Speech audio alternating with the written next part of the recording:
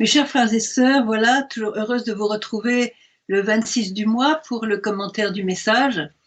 Je vais vous lire le message avant, juste quelques petites nouvelles. D'abord, nous avons passé de très joyeuses Pâques et alors dimanche, pour le dimanche de la miséricorde, ça a été vraiment très très fort. La plupart ont été à Churmancy, là où il y a l'icône de la miséricorde miraculeuse, vous savez.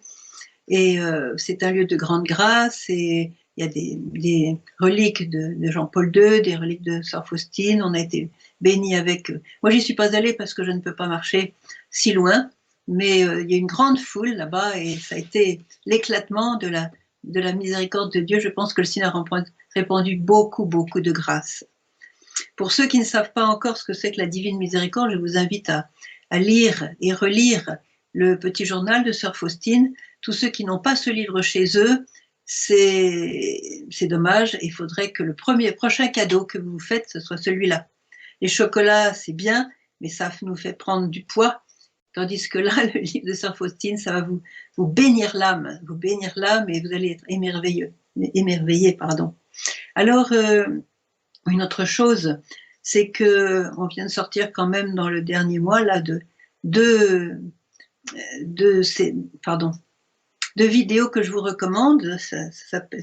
Voyant que les gens souffrent beaucoup aujourd'hui, j'ai fait un petit peu sur la souffrance. Toi qui souffres, écoute et sois consolé. Alors, sois consolé. Si vous voulez consoler quelqu'un qui souffre, c'est le moment de lui passer cette vidéo. Et puis, il y a une autre vidéo. Laisse la joie triompher dans ta souffrance. C'est tout sur la joie, justement.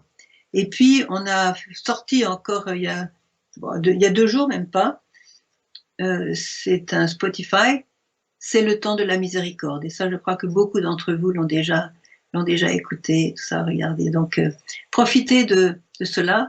Moi, j'ai maintenant 74 ans, je ne vais pas rester encore jusqu'à l'âge de 100 ans. Donc, pendant que je suis encore là, vous pouvez en profiter. Et voilà. Oui, nous sommes aussi, je voudrais quand même insister sur un point, c'est que nous sommes très, très, très contents du nouvel évêque que le Seigneur nous a envoyé, Monseigneur Aldo Cavalli. C'est un Italien qui a pris la place de Monseigneur Rosaire et on a été émerveillés par sa gentillesse, sa bonté. On voit sur son visage, il est plein de lumière. Et puis alors il prêche vraiment simple et droit au but, vraiment simple et droit au but. Vraiment, on a été très très contents d'avoir récupéré cet évêque. Et donc, on a aussi beaucoup d'espoir pour la paroisse de Medjugorje, puisqu'il est chargé de s'occuper vraiment de l'apostolat et de la paroisse. Voilà, bon, autrement, des petites nouvelles. Itzka va mieux, vous savez qu'elle s'est rendue à Rome pour la consécration que le pape a faite de l'humanité, dont l'Ukraine et la Russie. Et puis, elle a fait ce voyage, ça prouve quand même, elle est sortie de chez elle, elle va mieux. Alors, on n'est pas encore à recevoir les pèlerins, mais on espère que au moins elle pourra se montrer, nous parler. Et puis, bon, Ivan est rentré de Boston pour visiter sa famille au moment de Pâques. Voilà, autrement, les autres sont là, tout normal, mais vraiment beaucoup de prières, beaucoup de prières. Alors, on va passer aux choses sérieuses. Je vais vous lire le message que Marie a donné hier soir. Et vous allez voir, il est court, mais ils disent ce que ça veut dire. Voilà. Écoutez bien. Chers enfants, je vous regarde. Et je vois que vous êtes perdus. C'est pourquoi je vous appelle tous, revenez à Dieu. Revenez à la prière. Et le Saint-Esprit vous remplira de son amour qui donne la joie au cœur. L'espérance croîtra en vous pour un avenir meilleur, et vous deviendrez de joyeux témoins de la miséricorde de Dieu, en vous et autour de vous. Merci d'avoir répondu à mon appel. Je me suis exprès arrêtée sur le mot « je vous regarde ». Parce que vous voyez, je pense que tous ceux qui ont vu la Sainte Vierge, que ce soit Bernadette, les enfants de Medjugorje, que ce soit les enfants de Fatima, que ce soit l'un ou l'autre, le regard de la Sainte Vierge nous met carrément au ciel. C'est un regard qui nous met au ciel. On voit le ciel dans ses yeux. C'est magnifique, un regard de la Sainte Vierge. Comme nous sommes aveugles, nous ne voyons pas ce regard posé sur nous. Mais c'est un regard d'infini amour. C'est un regard d'une infinie tendresse maternelle. Elle rêve de nous aider, elle rêve de nous sortir de cette crise, comme elle dit, vous vous êtes mis vous-même parce que vous n'écoutez pas Dieu. Donc elle désire que nous soyons heureux, elle désire que nous soyons dans la paix, elle désire que nous ayons la paix. Elle désire que nous soyons avec elle, avec son fils Jésus, voyez. Et ce regard est un regard, là, un regard de souffrance. Là, c'est un regard de souffrance. Qu'est-ce qu'elle voit, la Vierge, quand elle nous regarde? Elle regarde chacun de nous. Et attention, il n'y a pas d'exception. Il n'y en a pas un qui va se dire, oui, mais elle regarde les bons, mais moi, si elle me voyait, elle serait terrorisée parce que je suis là. Non, non, non, non, non, non, non, non. Elle nous regarde tous. Et qu'est-ce qu'elle voit en chacun de nous? Elle voit une créature de Dieu. Autrement dit, un être créé à l'image et la ressemblance de Dieu.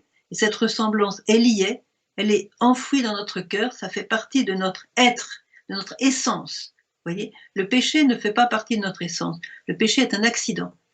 Mais le fait que nous soyons créatures de Dieu, créées à l'image de Dieu, c'est notre essence. Et c'est ça qu'elle voit. Elle voit dans les profondeurs de ce que nous sommes, ces profondeurs auxquelles nous n'avons même pas accès nous-mêmes, vous voyez, tellement elles sont infiniment profondes, puisque nous pouvons ressembler à Dieu. C'est extraordinaire. Donc elle voit une créature de Dieu. Elle voit aussi que nous sommes un trésor inestimable et que son fils Jésus serait mort avec toute la passion qu'il a vécue, il serait mort de la même manière pour chacun d'entre nous. Ça veut dire ce que ça veut dire. Et chacun d'entre nous est un chef-d'œuvre sorti de ses mains de créateur. Et j'espère que tous vous le croyez. Si vous ne le croyez pas, priez pour pouvoir le croire parce que c'est la vérité. Nous sommes un chef-d'œuvre de Dieu créé à son image, à sa ressemblance. Dans les profondeurs de votre être, vous ressemblez à Dieu. C'est comme ça que vous avez été créés, vous et moi. Voilà. Ensuite, elle voit une version originale et unique de la beauté de Dieu. Chacun est une... Vous voyez, il n'y a pas de clone avec Dieu. Il n'y a pas de clone avec Dieu, il n'y a même pas de jumeaux avec Dieu. Chacun est absolument unique, une version originale, irremplaçable dans le monde. Et chacun porte vraiment cette marque de la beauté de Dieu. Ensuite, elle voit en nous un membre du corps de son Fils. Alors ça, vous voyez, nous sommes le corps du Christ. Nous sommes, par le baptême, nous sommes un membre. Et quand un membre se perd, un membre s'égare, le Christ souffre comme si on lui coupait la main, qu'on lui coupait la jambe, qu'on coupait le pied, qu'on lui coupait l'oreille. Vous voyez, on est intrinsèquement un membre du corps du Christ. Vous voyez, et elle le voit. Et comme elle adore son fils, elle adore son fils, c'est la seule mère qui a le droit d'adorer son fils. Hein, et nous allons adorer le fils aussi que cette mère nous a donné. Voilà, alors elle voit un membre du corps du Christ et comme elle adore son fils, elle est amoureuse de chacun de nous. Vous voyez, quand elle nous regarde, elle nous désire comme une mère vraiment admirative devant la beauté de son enfant. Et puis qu'est-ce qu'elle voit encore? Elle voit notre passé. Elle voit quand nous étions dans le sein de notre mère, quand nous sommes nés, elle voit tout notre passé, notre enfance, notre adolescence, etc. Et puis elle voit aussi notre avenir, elle le connaît. Et c'est pour ça qu'elle insiste tellement, parce qu'elle voit que notre avenir est menacé. Hein, c'est assez clair, elle l'a dit déjà plusieurs fois, cette dernière année, on peut dire depuis un an, elle nous parle de ce monde qui est perdu. Et là, elle nous le ressort cette fois-ci, chers enfants, je vous regarde et je vois que vous êtes perdus. Alors attention, quand vous êtes perdus, ça ne veut pas dire que vous êtes damnés. Attention, vous n'êtes pas perdus pour l'éternité, c'est rattrapable. Mais vous êtes perdus en ce sens que, vous savez, dans l'espace, il y a ce qu'on appelle des électrons libres. Hein, c'est-à-dire que vous n'avez plus la connexion. Vous n'avez plus la connexion, vous n'avez plus le... Vous savez, quand vous êtes en voiture, par exemple, dans un pays étranger, moi j'ai souvent été en Amérique, en Inde, dans des pays où j'aurais été incapable de conduire, de me diriger. Donc on a des GPS, tout ça. Supposez que votre GPS ne fonctionne plus et vous êtes au milieu d'un imbroglio de voix dans tous les sens, vous savez pas du tout, oh là, qu'est-ce que je fais là? On est perdu, voyez. On est perdu parce qu'on a perdu la connexion et on a perdu la direction. Voilà. Et c'est pour ça qu'on est perdu. Et elle, comme mère, elle tremble de douleur. Vous voyez, elle a mal, comme une mère qui voit que son enfant est perdu. Il est arrivé quelquefois à Medjugorje dans des grandes foules. On annonce au micro, il y a le petit un tel que ses parents ont perdu dans la foule comme ça. Mais on voit arriver la mère défigurée par la peur, vous voyez. Le petit est perdu. Et c'est ce que nous sommes. C'est ce qu'elle nous dit aujourd'hui. Nous sommes perdus. Nous avons perdu la main de notre mère. Nous avons perdu la main de notre Dieu. Et nous ne nous rendons même pas compte que nous sommes perdus. Parce que nous nous gargarisons de petites satisfactions comme ça, passagères, des plaisirs passagers, tant que ça dure encore un petit peu, avec la conscience intime que c'est pas ça, qu'il y a autre chose, avec la conscience intime que c'est pas ça qui nous apporte le bonheur. Mais il y en a beaucoup qui ne savent pas où chercher le bonheur. Ils cherchent le bonheur là où il se perd, comme a dit la Vierge. Donc nous sommes perdus, nous avons perdu la connexion. Voilà. Et ce regard de Marie me fait penser au regard de Jésus. Ils ont les mêmes yeux tous les deux. Hein. Telle mère, tel fils, on peut dire, vous voyez. Ils ont les mêmes yeux, le même regard. Et souvenez-vous du regard de Jésus posé sur Pierre. Pierre qui avait renié 3 fois. Vous croyez que Jésus l'a regardé d'un air mauvais? Vous pensez que Jésus l'a regardé avec un reproche? Non, Jésus l'a regardé. Jésus se retourna et il regarda Pierre. Qu'est-ce qu'a vu Pierre dans ce regard? Il a vu Marie, il a vu le regard de Marie, le même regard, voyez. Et qu'est-ce que disait ce regard? Je t'avais bien dit, hein. Mais ne t'inquiète pas, je suis là, je te comprends, tu as froid, tu as peur, j'avais prévu le coup, et t'inquiète pas, on est encore ensemble, on est encore unis, on est encore ensemble. Tu vois, je t'aime, je continue à t'aimer, comme si tu m'avais pas renié. Et Pierre a été tellement bouleversé par ce regard qu'il est sorti en pleurant, comme dit l'Évangile, il pleura amèrement, voyez, par amour qu'il avait blessé le cœur de celui qu'il aimait et qu'il aimait tant, voyez, c'est ça le regard de Marie. Et si nous sommes perdus, eh bien, ce regard qui se pose sur nous et qui nous attire, j'allais dire qui nous attracte, c'est pas un mot français, attractive, voyez, qui nous, comment on peut dire, qui nous attire tout simplement, voyez, c'est qui nous attire, qui nous aimante en quelque sorte, voyez, parce qu'on a tous soif du ciel, on a été créés pour le ciel, on a été créés par celui qui habite au ciel, qui nous attend au ciel, et on a tous la marque du Créateur en nous, c'est ça que Marie voit, et cette marque du Créateur, ça veut dire que nous devons prendre la main du Créateur pour aller vers le Créateur, là où il habite au ciel. Et quand on est perdu, voilà, on sait plus où aller, on essaye à gauche, on essaye à droite, voilà, et c'est l'angoisse. Et aujourd'hui, j'ai pas besoin de vous dire que tous les psychologues, les psychiatres vous le diront, ils sont remplis, leur carnet de rendez-vous sont remplis de clients parce que c'est l'angoisse, c'est le désespoir, c'est la dépression, parce qu'on a perdu le fil, voyez, on a perdu la main de celle qui est chargée de nous conduire vers Jésus. Alors quand elle nous dit, voilà, je reprends au début, chers enfants, je vous regarde. Arrêtez-vous sur ce regard. C'est le premier mot du message, enfin, à part chers enfants, bien sûr. Je vous regarde. Arrêtez-vous sur ce regard. Laissez ce regard vous pénétrer. Et laissez ce regard vous révéler qui vous êtes. Vous n'êtes pas le produit d'un hasard. Vous n'êtes pas une petite chose qui est née un jour par hasard comme ça et qui n'aurait peut-être pas dû pas naître. Non, le Seigneur vous a voulu de toute éternité. Il vous regarde avec une intensité d'amour incroyable. Laissez ce regard révéler qui vous êtes, votre beauté. Vous êtes un chef-d'œuvre. Vous êtes le chef-d'œuvre des mains de Dieu. Voilà. Alors après, elle nous dit que vous êtes perdu.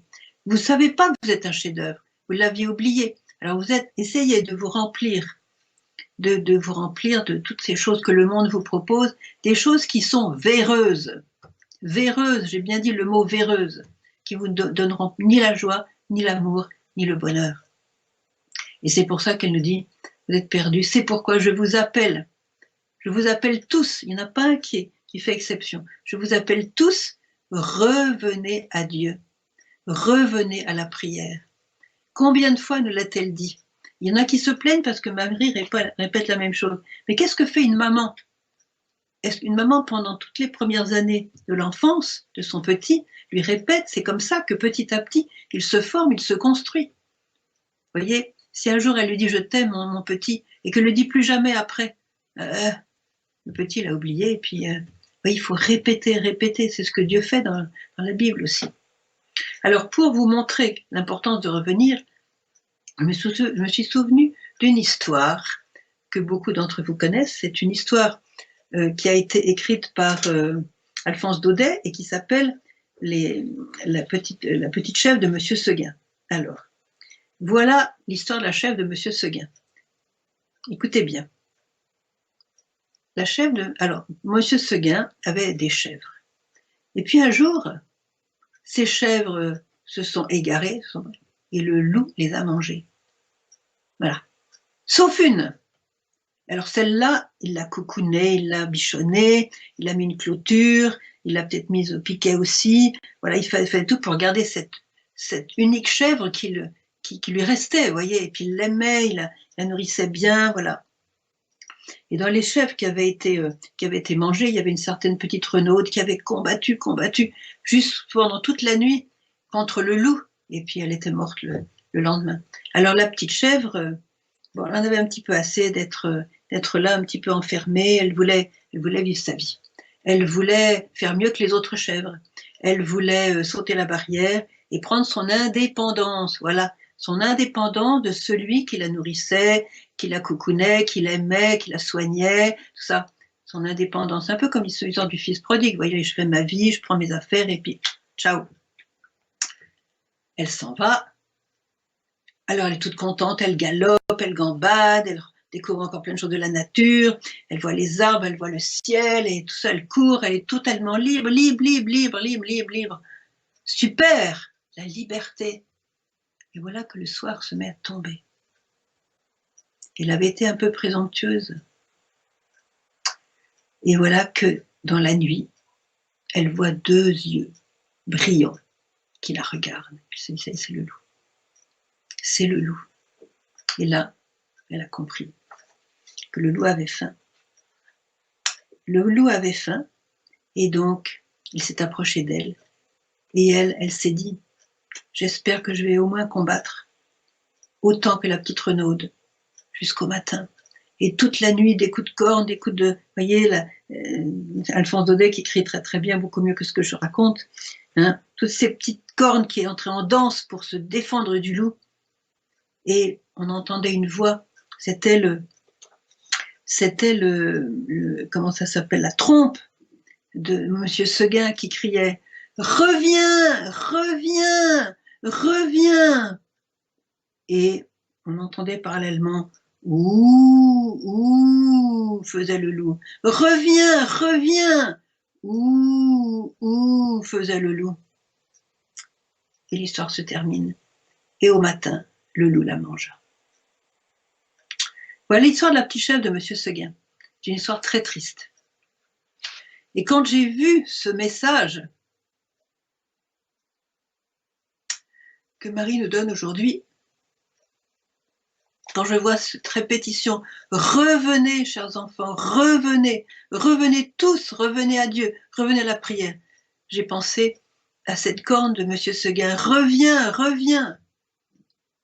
Parce que le loup est là. Il ne faut pas édulcorer ce message. Si Marie nous dit, vous êtes perdus, nous sommes comme ces petites chèvres, elle aurait mieux fait de revenir. Elle aurait mieux fait de ne pas attendre que la nuit tombe. C'était trop tard quand la nuit est tombée, le loup était là. Voyez? Alors, chers frères et sœurs, je ne veux pas édulcorer le message. Nous sommes perdus, nous sommes dans un monde perdu, ce n'est pas la première fois qu'elle nous dit, mais c'est peut-être plus grave aujourd'hui parce que nous sommes encore plus perdus qu'hier. Ça, il faut le dire. Et on peut continuer à être perdu comme ça. Je me souviens des paroles de Marthe Robin, que vous connaissez tous par cœur, c'est que la France tombera beaucoup plus bas que les autres pays à cause de son orgueil, donc de ne pas revenir parce qu'on se croit mieux que les autres, et comme la petite chèvre, elle disait, je vais faire comme les autres chèvres et prendre ma liberté. Donc à cause de son orgueil et à cause des mauvais chefs qu'elle se sera choisie. Voilà. Donc la France est on est en train de tomber. On est en train de tomber. Il faut accuser personne parce que Dieu se sert de tout le monde. Il se sert même de Satan pour faire ses plans. Et ça, c'est clair. Satan fait partie de son plan. Il l'a intégré parce que le plan de Dieu intègre tout le monde, même les anges. Mais moi, je recommande à chacun de vous de revenir vers Dieu, de revenir vers les commandements de Dieu. Relisez-les. Je crois que la dernière fois, déjà, la Vierge nous avait parlé de ça. Et attendez. Excusez-moi, je voulais vous dire d'autres messages importants. Revenez vers Dieu, revenez à la prière. La prière, c'est une chose très simple, c'est de parler avec Dieu. Vous êtes dans un certain état, vous êtes peut-être en peine aujourd'hui, vous êtes peut-être en joie, vous avez peut-être des désirs, vous avez peut-être des projets, vous avez peut-être un malheur qui est arrivé, au contraire un bonheur qui est arrivé, peut-être que vous venez de vous marier, peut-être que vous venez d'avoir un enfant, peut-être, vous avez une certaine situation. Dans toutes les situations, vous pouvez parler à votre grand ami qui s'appelle Dieu. C'est ça la prière. Et n'attendez pas de faire des grandes choses pour pouvoir influencer l'avenir du monde. Regardez ce que disait Mère Teresa. L'important, ce n'est pas de faire des grandes choses. L'important, c'est de faire des petites choses avec un grand amour. Voilà la clé pour revenir vers Dieu. Faire des petites choses avec un grand amour. Sourire à cette dame qui vous énerve.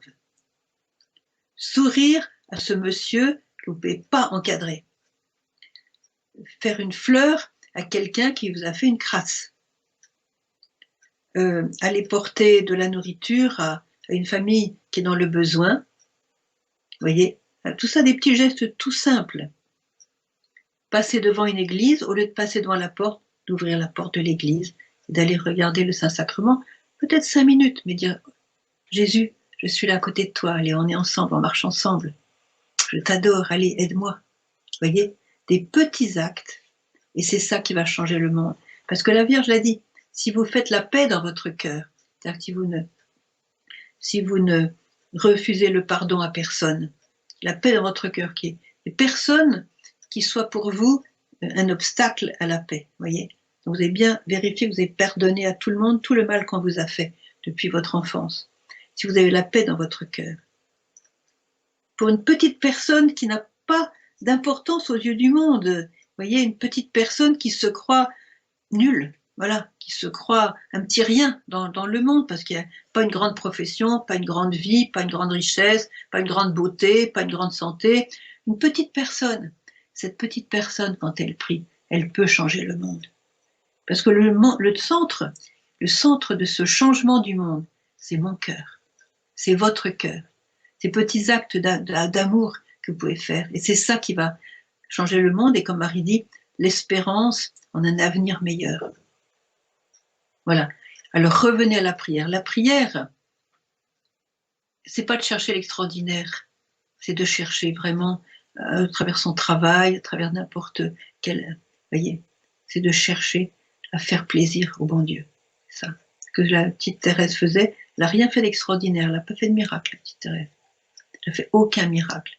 Mais tout le monde l'aime. Dans le monde entier, vous pouvez aller à Shanghai, vous pouvez aller au Vietnam, elle est partout. Elle est partout. Qu'est-ce qu'elle a fait? Rien. Elle n'a rien fait. Elle est morte à 24 ans, et les sœurs se demandaient qu'est-ce qu'elles ont à mettre sur elle. Elle n'avait rien fait. Elle a simplement aimé. Et dans toutes les petites choses de la vie quotidienne, que ce soit dans la récréation avec ses sœurs, dans son travail de préparer les hosties, de faire ceci, de faire cela. Au Carmel, c'est des travaux très simples, jardin, tout ça, avec un grand amour. Et là, vous allez changer le monde. Et aujourd'hui, il y a beaucoup trop de paroles inutiles, et même, enfin, je dis simplement inutiles pour être gentil, des paroles inutiles sur les secrets, sur quand va arriver le secret, quand est-ce que va être la fin du monde, quand est-ce qu'il y aura le signe, et quand est-ce que Vitska aura son 10e secret, et quand est-ce que Maria, et que ceci et que cela. Laissez tomber tout ça, ça n'a pas d'importance. La Sainte Vierge s'en occupe, et c'est pas ça l'important pour nous. L'important, c'est de vivre le message qu'elle nous a donné. Prière, jeûne, la Bible, la confession mensuelle. l'Eucharistie. Vivez cela, vivez les commandements de Dieu. Et cette crise dans laquelle nous nous sommes mis nous-mêmes, parce que nous n'avons pas écouté Dieu, comme Marie nous l'a dit le mois dernier, cette crise cessera. Nous pouvons arrêter la crise. Nous le pouvons. Et elle le croit, et la preuve, c'est qu'elle nous parle d'un avenir meilleur. De toute façon, il y aura le triomphe de son cœur immaculé. Mais puisque nous n'écoutons pas Dieu, et que la grande majorité n'écoute pas Dieu, il se peut qu'on ait beaucoup à souffrir avant le triomphe. Parce qu'à chaque fois que nous péchons sans nous repentir, sans nous confesser de notre péché, c'est pour ça que le Seigneur Jésus a institué le dimanche de la miséricorde et qu'il faut en profiter un maximum. Vous voyez, si le Seigneur a institué ce dimanche avec des cadeaux extraordinaires, c'est justement parce qu'il invite les plus grands pécheurs, tous les pécheurs, dont nous sommes tous, il invite les plus grands pécheurs à revenir vers Dieu avec une immense confiance qu'ils sont pardonnés. Ils ne sont pas jugés, qu'ils sont pardonnés. Et Dieu est content de pardonner. Dieu est tellement, il est heureux. On danse au ciel quand il y a le pardon qui est donné, quand quelqu'un revient. Est-ce que vous voulez faire danser les anges au ciel? Est-ce que vous voulez faire danser les saints au ciel? Je pense à un saint qui va être bientôt canonisé. Alors c'est, je ne sais pas si vous le connaissez, c'est Saint Charles de Foucauld, vous voyez. Voilà, Charles de Foucauld va enfin être canonisé le 15 mai. C'est un saint français. Je l'ai mis là pour qu'il m'aide à vous parler. Il était très silencieux puisqu'il était ermite dans le désert. Enfin bon, il va certainement vous aider à comprendre ce que je dis, j'espère, ce que Marie dit surtout. Voilà.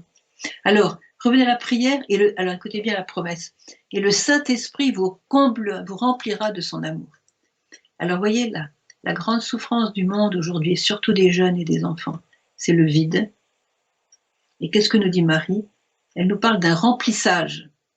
Elle nous parle d'une plénitude. Elle nous parle d'être comblés. Et c'est le Saint-Esprit qui va nous combler. C'est pas l'esprit du monde, c'est pas suivre la mode. Vous pouvez faire 3, 4, 5 trous à votre pantalon, c'est pas ça qui va vous aider. C'est important, c'est de vraiment suivre le Seigneur. Et le Saint-Esprit va vous combler. C'est-à-dire qu'il y a encore des trous et des vides dans votre cœur. Et ces vides, ça vous fait mal. Parce qu'on est fait pour la plénitude de la présence de Dieu en nous. Vous voyez? Et le Saint-Esprit, Marie nous le promet. Revenez à la prière. Et le Saint-Esprit vous remplira de son amour. Et le Saint-Esprit, qu'est-ce qu'il fait? Il donne la joie au cœur. Est-ce que vous voulez la joie, la vraie joie? Vous voulez la vraie joie au cœur? Vous voyez, pas des petites joies passagères qui sont des satisfactions en fait charnelles, passagères, humaines, terrestres et tout ça, qui passent aussi vite qu'elles sont arrivées. Vous voyez, la Vierge nous dit la joie au cœur, un cœur qui est rempli d'amour. Voilà. Alors, qu'est-ce qu'elle nous dit après? Elle prophétise encore. L'espérance croîtra en vous, une croissance, vous voyez, c'est plus que grandir, c'est croître, comme un arbre croît, comme un enfant croît, il y a la croissance, c'est-à-dire de chaque jour de mieux en mieux, vous voyez. L'espérance croîtra en vous pour un avenir meilleur. Et si vous avez cette espérance, vous allez être, comme l'a dit, vous deviendrez de joyeux témoins de la miséricorde de Dieu. Joyeux, des témoins joyeux de la miséricorde de Dieu. Alors qu'est-ce que c'est que cette miséricorde que Jésus nous a promise à travers Sœur Faustine, qui est la première sainte canonisée de notre siècle par Jean-Paul II. Jean-Paul II aimait beaucoup Sœur Faustine, d'abord, pas seulement parce qu'elle était polonaise, mais c'est lui qui avait été la dénicher dans une espèce de tiroir du Vatican où elle avait été condamnée à ne jamais apparaître. Un coup de Satan, vous voyez. Alors heureusement que Jean-Paul II était polonais, il l'a déniché, l'a lu, il s'est émerveillé par ce qu'elle avait écrit et toutes ces révélations du Seigneur qu'elle a écrites, comme la secrétaire de la miséricorde du Seigneur. Encore une fois, si vous n'avez pas le livre, c'est pas un péché mortel, mais c'est quand même pas très bien. Et achetez-le et vous verrez, c'est extraordinaire. Et qu'est-ce que Jésus nous a dit pour le dimanche de la miséricorde? Je pense que le Seigneur sera assez bon pour vous faire vivre dans les 8 jours qui suivent le dimanche de la miséricorde cette même grâce, c'est-à-dire que il y a les vannes, comment ça s'appelle, oui, les flots de son cœur ouvert, transpercés, qui se déversent sur les pécheurs, et celui qui va faire une bonne confession sincère et une bonne communion avec le cœur, après avoir vraiment regretté ses péchés dans une bonne confession sincère, cette personne-là, non seulement tous ses péchés seront lavés, tous ces péchés seront pardonnés, mais aussi, écoutez bien, la peine due au péché. C'est-à-dire quand on pêche, on peut être pardonné, mais il y a quand même une réparation à faire. Vous voyez, si j'ai volé la voiture de mon copain et que j'ai eu un accident de voiture avec, ben, il m'a pardonné, mais n'empêche qu'après la voiture, il faut la réparer. Donc, eh bien, pendant tout ce temps, autour du dimanche de la miséricorde, la peine attachée au péché est enlevée. C'est-à-dire, c'est comme si on n'avait plus de purgatoire. Il n'y aura plus besoin de faire du purgatoire parce que justement, le purgatoire, c'est un moment où on est purifié de ce qui reste encore comme conséquence du péché, si vous voulez. Là, c'est fini. Le Seigneur l'a enlevé. C'est une nouvelle extraordinaire. Alors, profitez de cette grâce que le Seigneur nous donne. Tu sais quel numéro c'est, le dimanche de la miséricorde, dans le petit journal, on avait cherché. Oui, j'ai pu contrôler.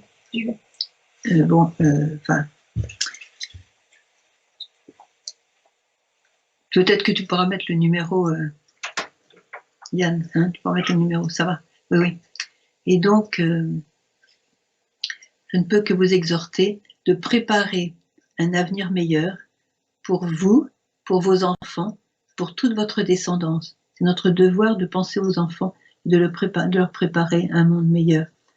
Et je sais que beaucoup d'entre vous sont découragés parce qu'ils pensent qu'ils ne peuvent rien faire contre la guerre, contre le mal, contre le péché, contre le fait que nos gouvernements piétinent les commandements de Dieu les uns après les autres, les commandements de Dieu les plus graves qui concernent la vie, qui concernent le respect de l'homme, qui respecte la pureté du mariage, qui respecte la pureté des enfants aussi, l'éducation chrétienne.